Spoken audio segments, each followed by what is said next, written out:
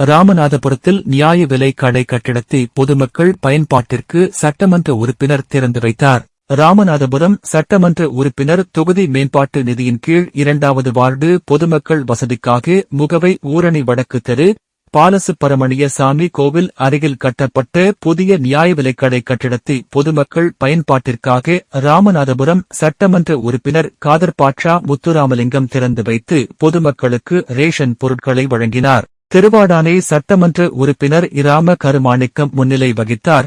5வது வார்டு நகர் மன்ற உறுப்பினர் ராஜாராம் பாண்டியன் ஏற்பாட்டில் நடைபெற்ற இவ்விழாவில் இராமநாதபுரம் நகர்மன்ற தலைவர் கார்மேகம், துணைத் தலைவர் பிரவீன் தங்கம், நகர்மன்ற உறுப்பினர் ஜோதிமணி முத்துராமலிங்கம் மற்றும் அரசு அதிகாரிகள் உட்பட பலர் கலந்து கொண்டனர்.